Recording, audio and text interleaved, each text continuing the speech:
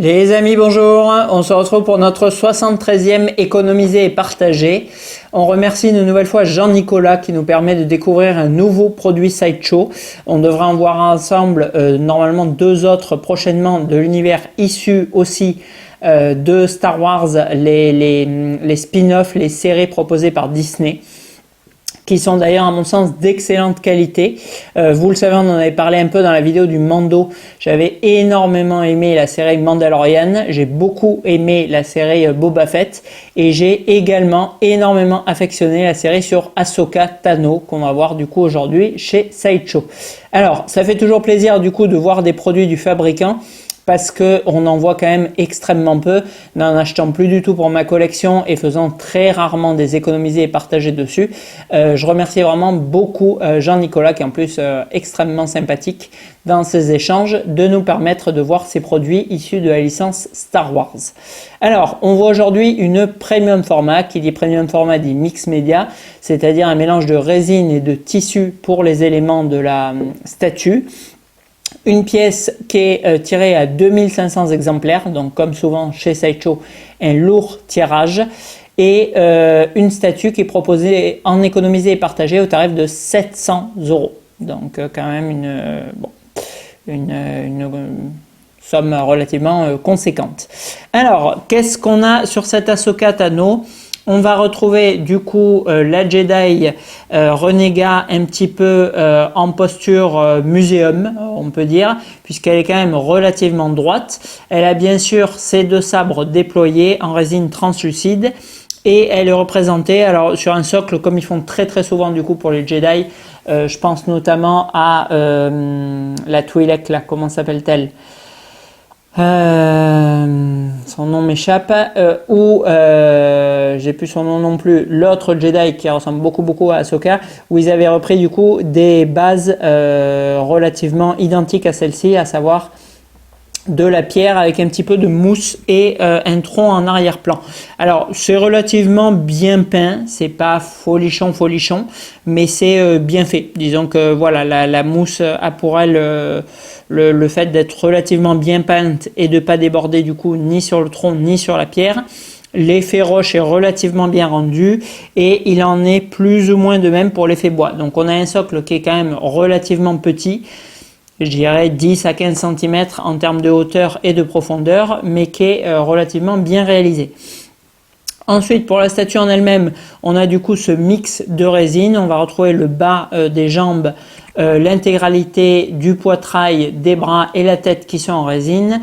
Et à l'inverse, on va avoir toute la tunique, donc le bas-ventre, les hanches et le haut des jambes, qui va être elle en mix média, alors très certainement en résine en dessous, mais recouverte du coup de tissu. Bon, en termes de screen accurate, c'est quand même relativement propre. Voilà, l'effet métal brossé sur les bras est plus ou moins bien retranscrit. On a, c'est assez joli ça, ce petit bijou décoration à la ceinture qui est extrêmement fin et qui est bien fichu lui aussi. Et du coup, la coiffe de la Jedi, alors je sais d'ailleurs pas si c'est une coiffe ou le prolongement de son anatomie. À mon avis, c'est le haut de sa tête. Mais s'il y en a qui ont la réponse à 100%, vous pouvez me l'indiquer en commentaire, je serai moins ignare sur Star Wars. Et ensuite, on a ces sabres. Alors, ces sabres qui sont là aussi pas trop mal fichus. Après, ils sont en résine translucide, donc ça, on a un effet qui fait quand même relativement jouer. Je pense immédiatement aux sabres en plastique qui sont vendus chez Jouet Club. Je trouve que c'est pas c'est pas de très belle facture. Et surtout, malheureusement, c'est ce qu'ajoutait énormément sur les premium formats de la gamme Star Wars, on n'a aucun light-up sur cette statue. Voilà, donc ça c'est quand même je trouve un gros bémol sur cette pièce. Parce que on a une statue qui est effectivement pas forcément impressionnante. Ahsoka elle est pas très grande, donc la pièce ne l'est pas non plus. Le socle lui aussi est relativement petit. Et ce qui aurait pu donner du coup un peu de prestance à cette statue, c'est d'avoir un light-up relativement puissant, comme on avait pu le voir du coup sur les dernières premium formats Star Wars. Et là, il est absent et c'est quand même un gros bémol. Voilà, après on a une statue qui est relativement simpliste, donc il n'y a pas beaucoup plus de détails à vous détailler. Le head sculpt, lui, il est relativement fidèle. Je trouve qu'on reconnaît bien l'actrice, on reconnaît bien le personnage d'Ahsoka. On a un joli regard avec un air un peu, voilà, un peu, elle est toujours un peu suffisante, mais un peu en alerte à essayer d'analyser tout ce qui se passe. J'aime bien l'expression qu'ils lui ont donnée, ça c'est assez bien fait. Et le paint du visage, de la coiffe, ils sont aussi très propres.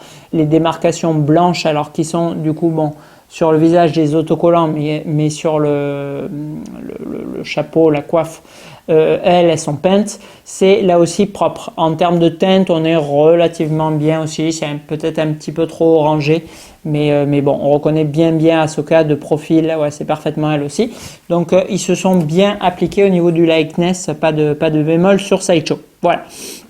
Allez, on va venir tout de suite à la note parce que bon, c'est une toute petite pièce, donc j'ai pas énormément de choses à vous dire dessus.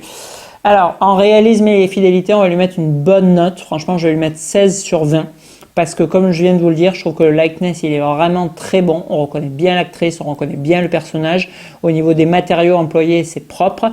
Et voilà, le socle, encore une fois, il limite relativement bien les matériaux qu'il est censé reproduire. Donc c'est relativement propre.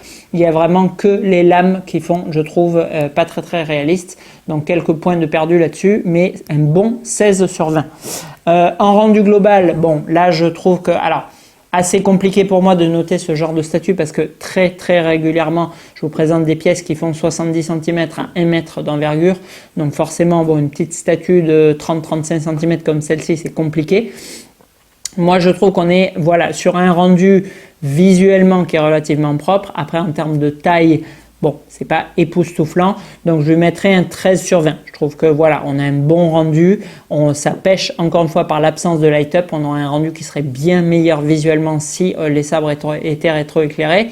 Mais après, voilà, l'ensemble de la pièce, pour celui qui est fan du personnage, est quand même relativement bon, donc 13 sur 20. Pour le rapport qualité-prix, alors là, c'est à mon sens catastrophique. Franchement, j'hésite même à mettre la moyenne à cette pièce. Pourquoi ? Parce qu'on a une statue qui est très petite, même pour une premium format. Bien sûr, je ne compare pas à une entière de Prime One, mais pour une premium format, on est sur une statue qui est quand même très petite, 30% de moins à peu près qu'une PF classique Star Wars. Ensuite, on a une statue qui est extrêmement légère. Je ne sais pas si j'ai le poids là, mais franchement... ouais, elle doit faire moins de 5 kg. Donc bon, en termes de quantité de résine, c'est pas folichon non plus. Bien sûr, on va venir prendre en compte, parce que ça c'est assez coûteux comme opération, l'absence de light-up de filament dans la pièce qui n'est du coup pas présent non plus. Et on a un tirage du coup de 2500 exemplaires, donc qui est quand même relativement élevé. Alors oui, on est sur du Sideshow, maintenant on est sur le personnage de Ahsoka, donc c'est pas Spider-Man ou Dark Vador. Donc bon, 2500 exemplaires, je trouve que c'est quand même beaucoup. Et malgré tout, on a un prix d'économiser et partagé qui est de 700 €. Donc quand même une grosse somme au vu de la taille de la pièce, je trouve. Donc je lui mettrai 9 sur 20 en rapport qualité-prix. Je trouve que ça mérite vraiment pas la moyenne. Là, clairement, la statue, elle devrait valoir en économisé et partagé, je trouve, 150 € de moins. On devrait être à 599 en prix public, 530, 550 en économisé et partagé. 700, c'est vraiment beaucoup trop cher, je trouve, pour cette pièce en économisé et partagé. Et en plus du gros tirage et de la petitesse de la pièce, ils ont le toupet de même pas mettre de light-up. Donc je trouve que c'est vraiment très mauvais au niveau du rapport qualité-prix. Donc 9 sur 20. Il y en a encore qui vont me dire oui, c'est Sideshow, tu casses exprès et tout. Non, je casse pas exprès, je suis désolé. Dernièrement, alors oui, on est sur des prix d'occasion et on est sur des statuts qui ne sont pas forcément sortis maintenant, certes, mais je veux dire le rapport qualité-prix, c'est pour moi un facteur qui doit comparer plus ou moins ce qu'on peut trouver en occasion et les prix du neuf. Et à 700 €, vous trouvez bon nombre de Prime One de Batman entière ou plein de PF de Star Wars entre 4 et 500 €. Donc 700 € et qui plus est en économisé et partagé, c'est pour moi vraiment trop cher sur cette pièce. Ce sont les prix. C'est pas moi qui suis mal placé ou autre, mais vraiment c'est trop cher. Donc en note globale, moi je mettrais 14 sur 20 à cette Ahsoka. Je trouve qu'honnêtement elle mérite pas plus. On a un beau likeness et une belle pose, ça la sauve un peu. Mais après, on a tous les paramètres négatifs que je viens de dire, c'est-à-dire une statue qui est, je trouve, quand même très petite, très légère, qui est beaucoup trop tirée en termes de trucs. Alors oui, c'est Sideshow, mais ils auraient dû plafonner, je trouve, à 1500 exemplaires maxi. 2500, c'est clairement trop pour ce personnage qui est quand même, voilà, c'est quand même vraiment un personnage de niche. Faut pas exagérer. Et le prix qui est vraiment trop élevé. Voilà. Donc bon, j'espère que Jean-Nicolas, malgré tout, sera ravi de son achat. Il achète en connaissance de cause, donc bon, je pense que ça ne lui gâchera pas le plaisir. Mais à mon sens, comme très souvent, effectivement, comme on l'avait vu avec le buste mandalorien où c'était complètement excessif, Sideshow est vraiment beaucoup trop cher. En fait, ce qui gêne sur ce produit, c'est pas spécialement voilà qu'il fasse la moitié ou le tiers d'une Prime One. C'est pas le fait qu'il fasse 1/6 du poids. C'est pas l'absence de light up. Tout ça, voilà, chacun propose son offre en rapport aux autres. Pour moi, le problème, c'est le prix. Le prix, il est clairement trop élevé. 700 €, ça me semble vraiment beaucoup trop cher pour cette pièce. Donc voilà, donc bon, j'espère que les gens qui en ont fait l'acquisition en seront quand même ravis. Allez, merci beaucoup à Jean-Nicolas de nous avoir permis de voir cette pièce. Merci à lui de nous, très certainement, elle devrait arriver sous peu, de nous permettre d'en voir 2 autres prochainement issus des spin-offs de Star Wars. Et c'est toujours quand même malgré tout un plaisir de découvrir un peu ce que fait le concurrent Sideshow et de vous le présenter. À bientôt.